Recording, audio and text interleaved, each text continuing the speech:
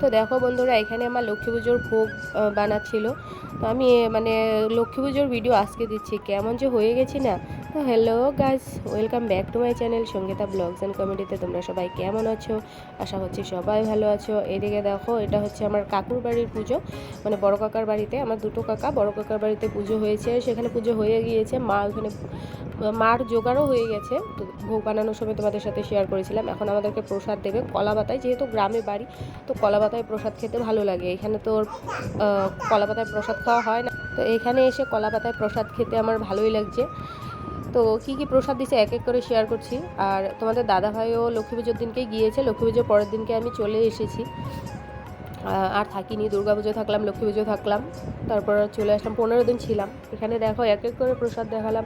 আগে কী কী ফল প্রসাদ দেখালাম, নারকেলের নাড়ু, তারপর ছোলা, নারকেল, খিচুড়ি। আর আমার মেয়েও প্রসাদ খাচ্ছে, তিনজনে একসাথে বসেই প্রসাদ খাচ্ছি। এবার আমি পুজো তো করতে পারলাম না, তো প্রসাদই খাচ্ছি। তো লাস্টে দিয়ে দিয়েছে লুচি আর পায়েস।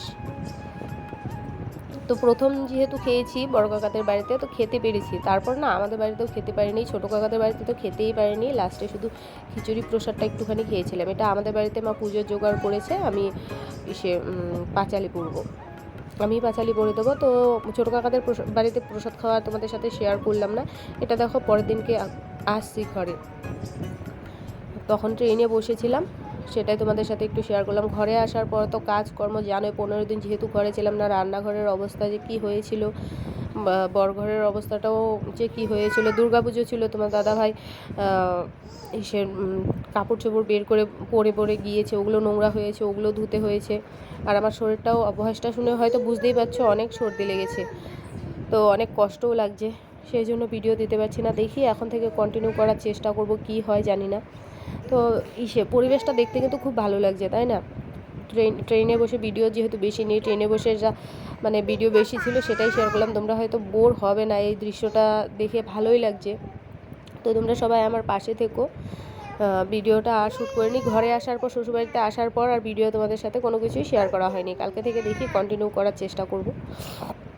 সবুজ পরিবেশটা দেখতে কিন্তু খুব ভালো লাগে, একটাও বাড়ি ঘর কিচ্ছু নেই, শুধু গাছপালা, এগুলোই প্রাকৃতিক দৃশ্য। এখানে কিন্তু খুব ঠান্ডা পরিবেশ আছে। এখন আবার বাড়িঘর চলে আসলো। সকালবেলা 4টের সময় উঠেছি ঘুম থেকে, উঠে তারপর এসেছি। তো চলো বন্ধুরা, তোমরা সবাই ভালো থেকো, সুস্থ থেকো, টাটা।